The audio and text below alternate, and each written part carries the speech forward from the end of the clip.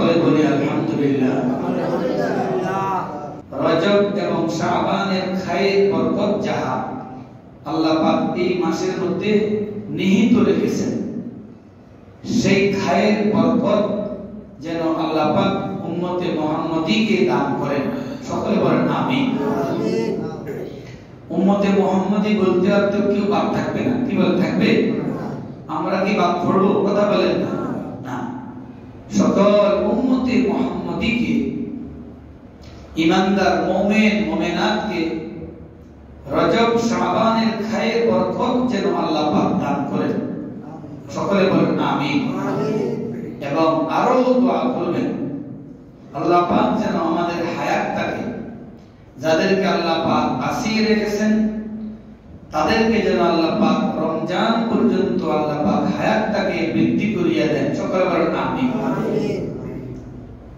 এটা রাসূল পাক সাল্লাল্লাহু আলাইহি ওয়াসাল্লাম আল্লাহ পাকের কাছে বলতেন আল্লাহুম্মা বারিক লানা ফি রজব ওয়া শাবান ওয়া বাল্লিগনা রমাদান তাহলে রাসূলের সেই আমলটুকু আমরাও আল্লাহ পাকের কাছে প্রত্যাশা করি রাসূলের আপনা গুনাহগার উম্মত হিসাবে আল্লাহ পাক যেন সেই রহমত বরকত আল্লাহ পাক আমাদেরকে নসিব করেন সকলে বলেন আমিন কোরআনে কারীমে আল্লাহ পাক রব্বুল আলামিন বলেন বিসমিল্লাহির রহমানির রহিম সুবহানাল্লাযী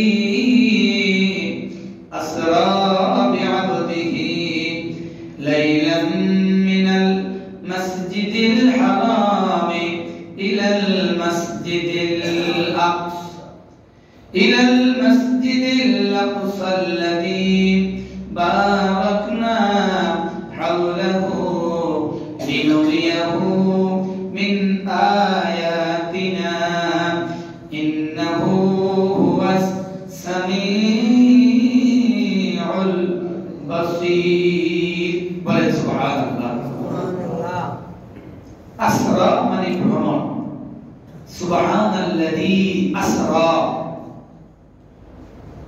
মহিমান্বিত পরওয়ারদিগার তিনার বান্দাকে ভ্রমণ করাইছেন রাত্রি বেলা কখন আসরা বিআবদিহি লাইলুন লাইলুন মানে রাত্র আসরা পরিভ্রমণ করাইছেন ভ্রমণ করাইছেন সফর করাইছেন লাইলা মিনাল মাসজিদিল হারামি ইলাল মাসজিদিল আকসা এই যে ভ্রমণটুকু সায়েরটুকু সেটার প্রমাণ কোরআনে কারীম দ্বারা কি প্রমাণিত আর মুতাওয়াতির সহিহ হাদিস দ্বারা উর্দু গমনের এই বর্ণনা কি প্রমাণিত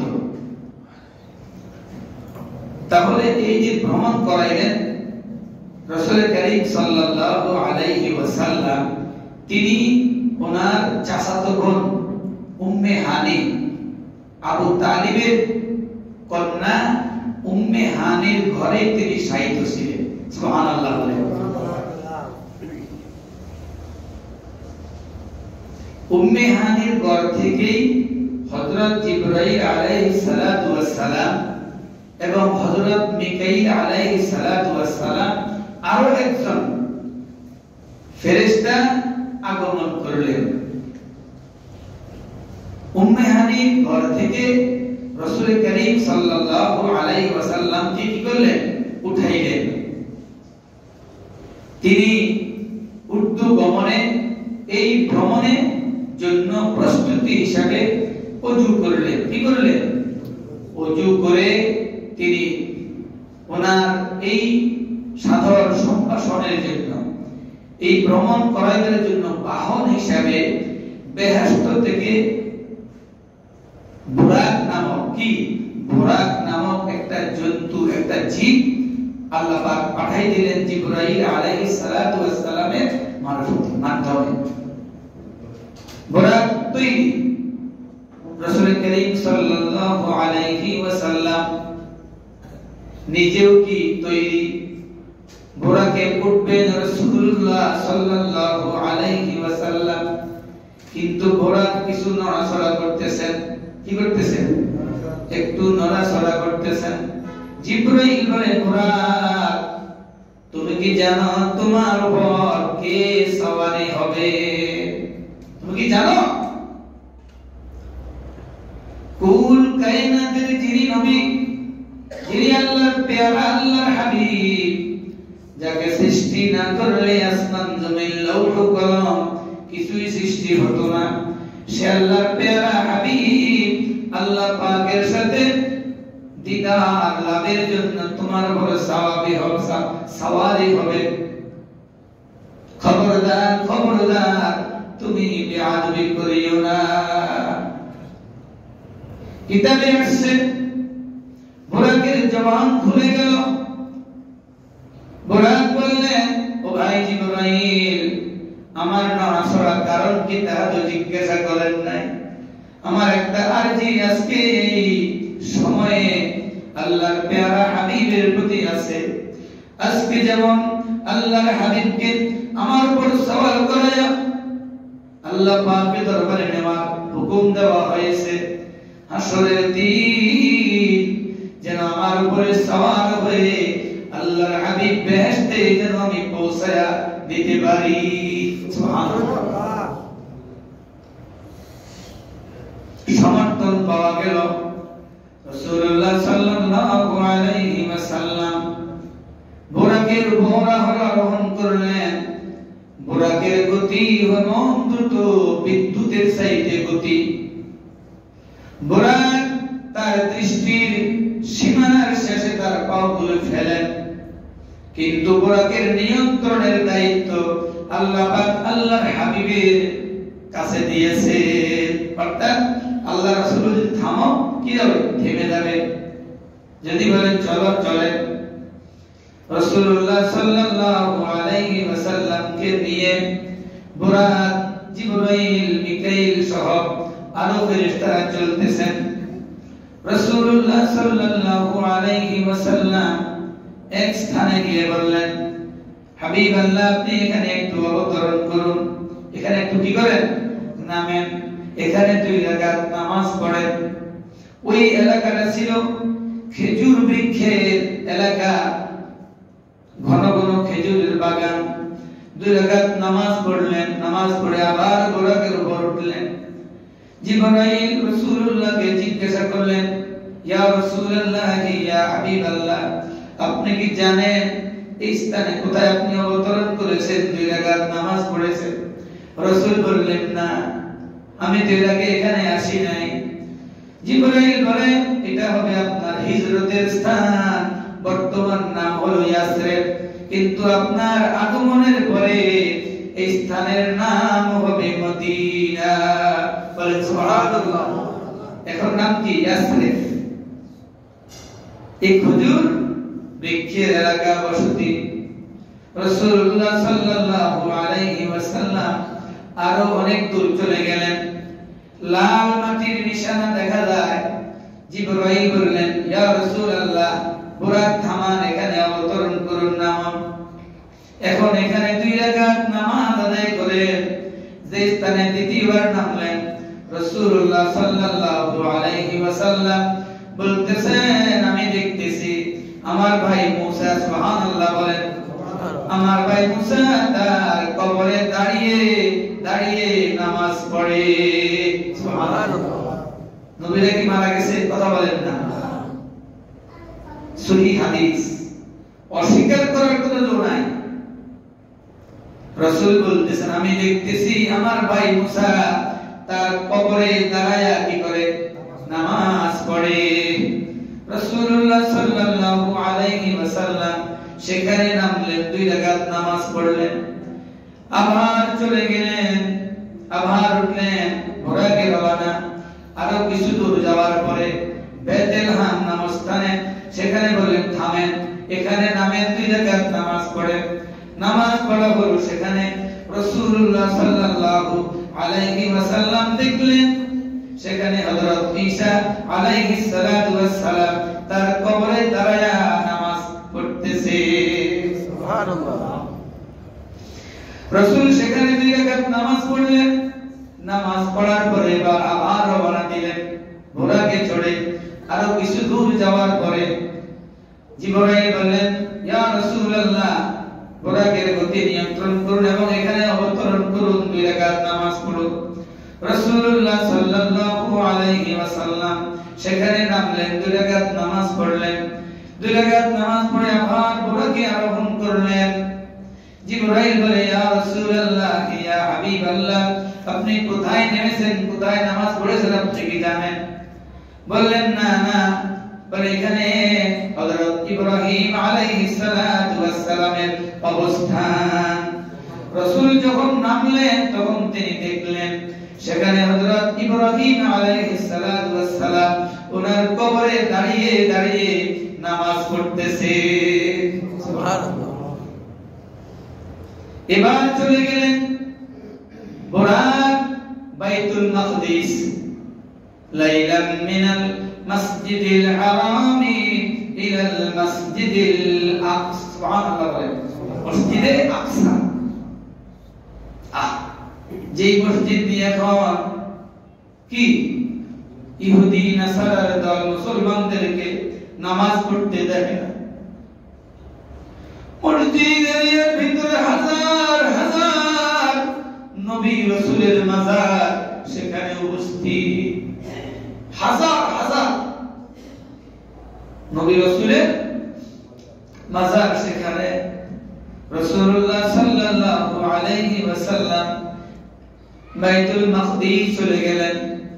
বুরাক তার রশি দিয়ে যেখানে যেখানে নবী রাসূলেরা তাদের উটগুলা এবং তাদের বাহনগুলো বাঁধতেন, সেই বাহন বাঁধার স্থানে রাসূলুল্লাহ সাল্লাল্লাহু আলাইহি ওয়াসাল্লাম ওনার ঘোড়াকে রশিটাও সেখানে বাঁধার কাজে জিবরাইল আলাইহিস সালাতু ওয়াস সালাম সহযোগিতা করেছেন।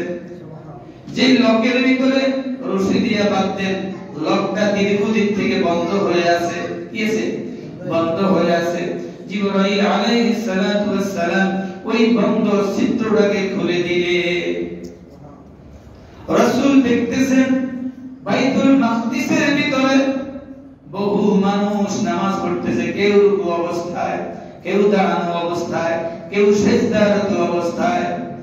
জিবরাইল জিজ্ঞাসা করলেন ইয়া রাসূলুল্লাহ ইয়া হাবিবাল্লাহ এরা কারা? আপনি কি তাদেরকে চিনেন কিনা?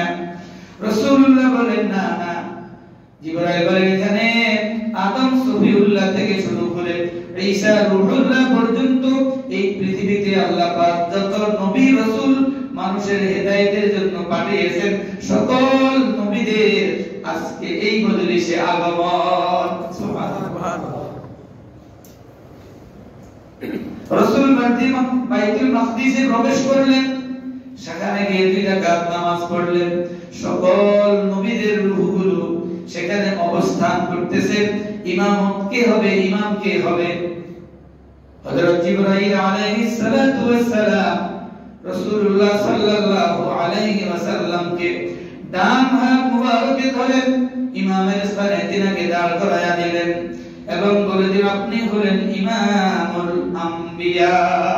সুবহানাল্লাহ। সুবহানাল্লাহ। আপনি কি, আপনার লক্ষ্য হবে কি? ইমামুল, সকল নবীদের আপনি ইমাম। সুবহানাল্লাহ। রাসূলুল্লাহ সাল্লাল্লাহু আলাইহি ওয়াসাল্লাম সেখানে 2 রাকাত নামাজ পড়ানো হলো। 2 রাকাত নামাজ পড়িয়ে এবার সকল নবী রাসূলদের সাথে সাক্ষাৎ হলো, দেখা হলো। এর আগে খেয়াল করে মনে আছে কিনা, মুসা আলাইহিস সালামকে দেখে আসছেন কোথায়? ওনার কবরে নামাজ পড়ে। ঈসা আলাইহিস সালামকে দেখে আসছেন কোথায়? কবরে নামাজ পড়ে। ইব্রাহিম আলাইহিস সালামকে দেখে আসছেন কোথায়? কবরে নামাজ পড়ে। আর এখানে দেখে এখানে নামাজ পড়তেছে। সুবহানাল্লাহ। নামাজ পড়া শেষ হলো, সকলের সাথে কথোপকথন, এবার ঊর্ধ্বগমন। এবার কি? মেরাজ। ঊর্ধ্ব দিকে রওনা হলেন। এবার প্রথম আসমান পর্যন্ত যাওয়ার পরে আসমানের দরজা, ইসমাইল নামক ফেরেশতা প্রথম আসমানের দারোয়ান। কি নাম? ইসমাইল ফেরেশতা। ওই দরজায় তারা দারোয়ান হিসেবে অবক্ষারত। যখন দরজার মধ্যে নক করা হলো, আওয়াজ করা হলো, ভিতর থেকে ডাক দিলেন, কে? আমি জিবরাইল। আপনার সাথী কে? আপনার সাথী কে? সাথী কে? আল্লাহর হাবিব মুহাম্মদুর রাসূলুল্লাহ সাল্লাল্লাহু আলাইহি ওয়াসাল্লাম পরিচয় দিলেন। ফেরেশতারা বললেন, মারহাবা মারহাবা, ইনার উপর নিয়ে আল্লাহর পয়গাম প্রেরিত হয়েছে। বলেন, হ্যাঁ। এবার তিনি প্রথম আসমানে দরজা দিয়ে প্রথম আসমানে প্রবেশ করলেন। সেখানে দেখেন বাবা আদম আলাইহিস সালাতু ওয়াস সালাম প্রথম আসমানে তিনি দাঁড়িয়ে আছে। সুবহানাল্লাহ। তিনি মাঝে মাঝে ওনার ডান দিকে তাকায় ওনার মুখের মধ্যে হাসি ফুটে ওঠে। কার? আমাদের বাবা আদম আলাইহিস সালাতু ওয়াস সালামের। আবার যখন ডান দিক থেকে বাম দিকে তাকায়, চেহারা বিষণ্ণ চেহারা, চোখে পানি ঝরঝর করে পড়ে। জিবরাইল বলেন, ইয়া রাসূলুল্লাহ, ইয়া হাবিবাল্লাহ, আপনি সালাম দেন। তিনি আপনার বাবা আদম আলাইহিস সালাতু ওয়াস সালাম। রাসূলুল্লাহ সাল্লাল্লাহু আলাইহি ওয়াসাল্লাম সালাম দিলেন। বাবা আদম বললেন, নেককার পুত্র, নেককার আওলাদ, নেককার নবী, আপনার প্রতি আল্লাহর রহমত, আল্লাহর শান্তি বর্ষিত হোক। রাসূলুল্লাহ জিজ্ঞাসা করলেন, ও ভাই জিবরাইল, বাবা আদম একবার ডান দিকে তাকায় অনেকক্ষণ সেদিকে তাকিয়ে থাকে, চেহারা অত্যন্ত হাস্যোজ্জ্বল ভাব দেখা যায় চেহারার ভিতরে। আবার যখন বাম দিকে তাকায়, চেহারা বিষণ্ণ, চেহারা অন্ধকার কালো, চোখ দিয়ে জড়জড় করে পানি পড়ে। কারণ কি? জিবরাইল বলে, ইয়া রাসূলুল্লাহ, ইয়া হাবিবাল্লাহ, আপনি তাকান। ডান দিকে তাকাইলে অনেকগুলো রূহ দেখা যায়, অনেকগুলো সূরত ফুটে ওঠে। ওই ডান দিকের মানুষগুলো বেহেশতি, ওনার সন্তানেরা বেহেশতি। ওই বেহেশতি সন্তানগুলোর দিকে তাকিয়ে বাবা আদম অন্তর থেকে খুশি প্রকাশ। সুবহানাল্লাহ। আর বাম দিকে তাকিয়ে দেখেন অনেকগুলো রূহ দেখা যায়, যারা দুজুগি সন্তান দিকে তাকিয়ে আল্লাহর পয়গম্বর বাবা আদম তিনি কাঁদে। বাম দিকে কারা? কথা বলেন না। দুজুগি বাবা আদম আলাইহিস সালামের সন্তান, এই জন্য তিনি কাঁদেন। কথোপকথনের পরে এবার দ্বিতীয় আসমানের দিকে গমন। দ্বিতীয়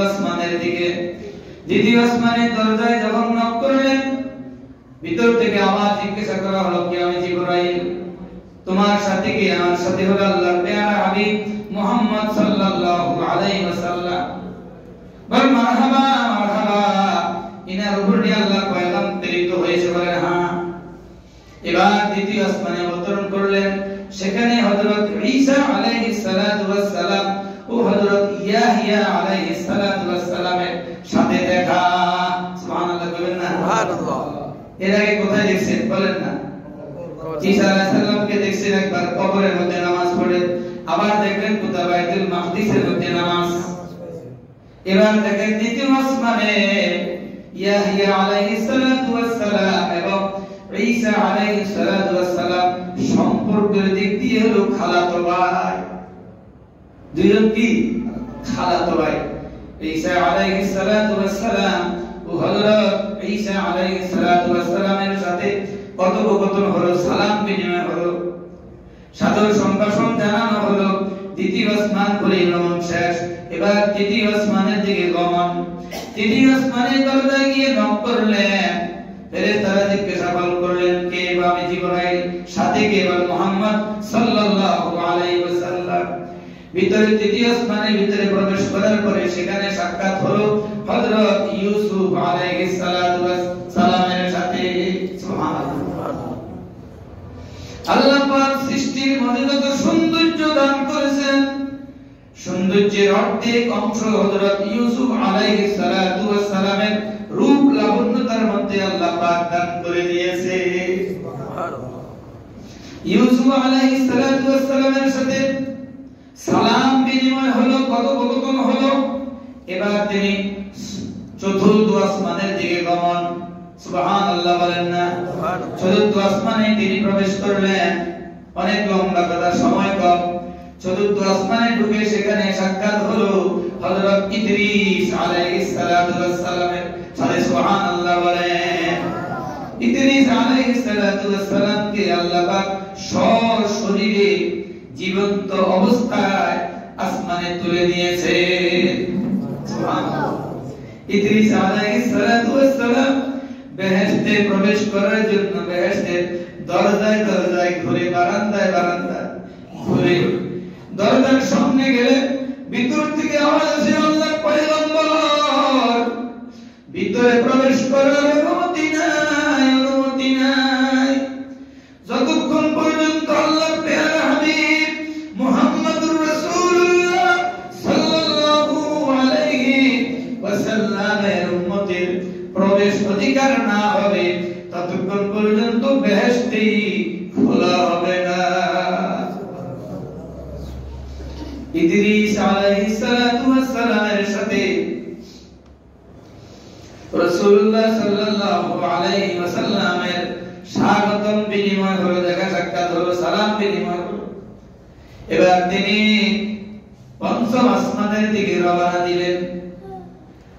সেখানে চলে গেলেন, দেখা হলো হযরত হারুন আলাইহিস সালাতু ওয়াস সালামের সাথে। কোন আসমানে? পঞ্চম আসমানে। মুসা আলাইহিস সালাতু ওয়াস সালামের ভাই হযরত হারুন আলাইহিস সালাতু ওয়াস সালামের সাথে রাসূলুল্লাহ সাক্ষাৎ, কথোপকথন হলো, সালাম বিনিময় হলো। সেখান থেকে এবার ষষ্ঠ আসমানের দিকে রওনা। ষষ্ঠ আসমানের মধ্যে তিনি প্রবেশ করলেন। সেখানে সাইয়্যিদিনা মুসা কালিমুল্লাহর সাথে রাসূলুল্লাহ সাক্ষাৎ। জিবরাইল বললেন, ইনি আপনার ভাই মুসা, তিনি আল্লাহর নবী রাসূল। সালাম বিনিময় করেন। রাসূল সালাম দিলেন, সালাম বিনিময় হলো, আরো অনেক কথাবার্তা হলো। ষষ্ঠ আসমান শেষে সপ্তম আসমানের দিকে রাসূলুল্লাহ সাল্লাল্লাহু আলাইহি ওয়াসাল্লাম এর গতি। সপ্তম আসমানে তিনি পদার্পণ করলেন। সেখানে ঢোকার পরে সাক্ষাৎ হলো হযরত সাইয়্যিদানা মিল্লাতা আবিকুম ইব্রাহিম হুয়া সাম্মাকুমুল মুসলিমিন। বলেন সুবহানাল্লাহ। সপ্তম আসমানে হযরত ইব্রাহিম খলিলুল্লাহর সাথে রাসূলুল্লাহ সাল্লাল্লাহু আলাইহি ওয়াসাল্লামের সাক্ষাৎ। রাসূলুল্লাহ সাল্লাল্লাহু আলাইহি ওয়াসাল্লাম দেখলেন হযরত ইব্রাহিম আলাইহিস সালাতু ওয়াস সালাম বাইতুল মামুরের সাথে হেলান দিয়ে তিন দাঁড়ানো। ওনার সামনে অনেক কচি কাঁচা শিশু ছেলে মেয়েদেরকে দেখা যায়। জিবরাইলকে জিজ্ঞাসা করলেন, ভাই জিবরাইল, ওই ছেলে মেয়েরা কারা? জিবরাইল বললেন, ইয়া রাসূলুল্লাহ, ইয়া হাবিবাল্লাহ, এই শিশু বাচ্চারা হলো ওই সমস্ত দুনিয়ার শিশুরা যারা ছোটবেলায় মায়ের বুক খালি করে তারা দুনিয়া থেকে বিদায় নিয়ে কবর দেশে চলে গিয়েছে। তাদের তত্ত্বাবধানের দায়িত্ব আল্লাহ পাক ইব্রাহিম আলাইহিস সালাতু ওয়াস সালামের হাতে ন্যস্ত করেছেন। সুবহানাল্লাহ। দুনিয়াতে যেই সমস্ত মা বাবা তাদের কুসি বয়সে সন্তানগুলোকে হারিয়েছেন, হারানোর বেদনা তারা চাপিয়ে ধরে রেখেছেন। করেছেন, সবর করেছেন। ওই সবরকারী পিতা মাতাকে ওই ছেলে মেয়েরা, শিশু বাচ্চা যারা বয়সে মারা গেলেন, তারা আল্লাহ পাকের দরবারে যখন আল্লাহ পাক তাদেরকে বেহেশতে যাওয়ার অনুমতি দিবেন, ওই শিশু বাচ্চারা বলবেন, পরওয়ারদিগার আপনি না রহমান, আপনি না রহিম। দুনিয়াতে মায়ের কোল থেকে মাত্র প্রায় হাঁটা চলাফেরার বয়স যখন আমাদের হলো, আপনি আমাদেরকে মায়ের বুক খালি করে নিয়ে আসছেন, আর আপনি আমাদেরকে অনুমতি দেন বেহেশতে যাওয়ার জন্য, অথচ আমার মা বাবা দুজকে পড়ে আছে। পরওয়ারদিগার আপনি যদি আমাদেরকে মা বাবার সুপারিশ করার অনুমতি যদি না দেন, আমাদেরকে বেহেশতের সাথে আমাদের সাথী হওয়ার যদি মা বাবাকে সৌভাগ্যতা দান না করেন, তাহলে আমরা বেহেশতে যাব না। সুবহানাল্লাহ। ওই খুশি কাসা সন্তানগুলো তার পিতামাতার জন্য সুপারিশ করে তাদেরকে সাথী করে বেহেশতে চলে যাবে। সুবহানাল্লাহ। রাসূলুল্লাহ সাল্লাল্লাহু আলাইহি ওয়াসাল্লাম জাতির পিতা হযরত ইব্রাহিম আলাইহিস সালাতু ওয়াস সালামের সাথে কথোপকথন শেষে এবার ঊর্ধ্বগমনে সিদরাতুল মুনতাহার দিকে, সপ্তম আসমান কি হইছে, পার হয়ে যাওয়ার এবার কোথায়, সিদরাতুল মুনতাহা। সিদরাতুল অনেক লম্বা কথা, আর পিছনে তো যাহা বলছি সরাসরি বলে আসছি, তার এখনো ধরা হয় না। সিদরাতুল মুনতাহা কুল বৃক্ষ, কি কুল, আমরা বলে আসছি না, বলে এই বলে কিন্তু কুল বলা হয়। সিদরাতুল মুনতাহা এই দুনিয়ার উপরের অংশ উত্তর দিকে, সেখান থেকে শুরু। সিদরাতুল মুনতাহা হলো হযরত জিবরাইল আলাইহিস সালাতু ওয়াস সালামের অবস্থান স্থল। সিদরাতুল মুনতাহার পাতাগুলো দেখতে, সিদরাতুল মুনতাহার পাতাগুলো একটা গাছ, এটা কি গাছ, ওই গাছের পাতাগুলো দেখতে হাতির তো দেখছেন না, হাতির কান, এই এক একটা কানের মতো এক একটা পাতা দেখতে এমন, কিন্তু বড় এমন না। বড় হলো কিতাবে আসছে একটা দ্রুতগামী ঘোড়া, এভাবে বর্ণনা দিয়েছেন, তামাম উম্মতে মুহাম্মদী যত মানুষ হবে, সকল মানুষগুলো একটা পাতার নিচে আশ্রয় নিতে পারবে, বলেন সুবহানাল্লাহ। ওই গাছের উপরে আল্লাহ পাকের পয়গাম আসে, আল্লাহ পাকের পক্ষ থেকে ফেরেশতাদের উপরে আল্লাহ পাকের পয়গাম আসে। দেখিয়ে লাইট যখন রাত্রি বেলা জ্বালানো হয়, রাত্রি বেলা যখন লাইট জ্বালানো হয়, লাইটের আলোতে ছোট ছোট পোকামাকড়গুলো এই লাইটের আলোতে তারা এসে পড়লে তারা মারা যাবে, এর কোনো কি নাই, তাদের কোনো খবর নাই। ওই আগুনের উপরে লাইটের আলোর উপরে তারা জাম দেয়। ঠিক অনুরূপ ভাবে ওই সিদরাতুল মুনতাহা গাছের উপরে হাজার হাজার কোটি কোটি আল্লাহর ফেরেশতারা এখানে এসে তারা ঝাঁপ দেয়। ওই গাছের উপরে তারা আল্লাহ পাকের পয়গাম, আল্লাহ পাকের নূর সংগ্রহ করার জন্য সেখানে তারা অবস্থান করে। আল্লাহ এত অগণিত অসংখ্য ফেরেশতা কিতাবে আছে, এত অগণিত অসংখ্যায় কত তাহার কোনো নির্ণয় করা কারো পক্ষে সম্ভব নয়। কত ফেরেশতা আল্লাহ। সিদরাতুল মুনতাহা জিবরাইল আলাইহিস সালাতু ওয়াস সালামের স্টেজ এখানে শেষ। এবার সেখান থেকে এবার আরম্ভ হয় পর্দাগুলো, ৭০,০০০ নূরের পর্দা এই সিদরাতুল মুনতাহার পর থেকে। সুবহানাল্লাহ, বলেন না সুবহানাল্লাহ। কত পর্দা? ৭০,০০০ নূরের পর্দা। সুবহানাল্লাহ। এই ৭০,০০০ নূরের পর্দা যখন তিনি রওনা হবেন, এবার জিবরাইল বললেন, ইয়া রাসূলুল্লাহ, এখান থেকে আপনি আর আপনার পরওয়ারদিগার, এখন থেকে কে? আপনি আর আপনার পরওয়ারদিগার, আর কেউ নাই।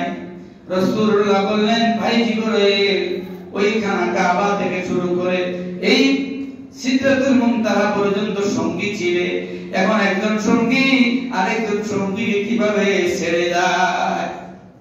জিবরাইল বলে, ইয়া রাসূলুল্লাহ, ইয়া হাবিবাল্লাহ, নবী গো, এখান থেকে যদি আমার কদমটা একটি কদম সামনে বাড়াই, এক সামান্য পরিমাণ সামনে যদি বাড়াই, আল্লাহর নূরের তাজাল্লিতে আমি জিবরাইলের 600 ফাঁকা সহ আমি নিজে ভস্ম হয়ে যাব।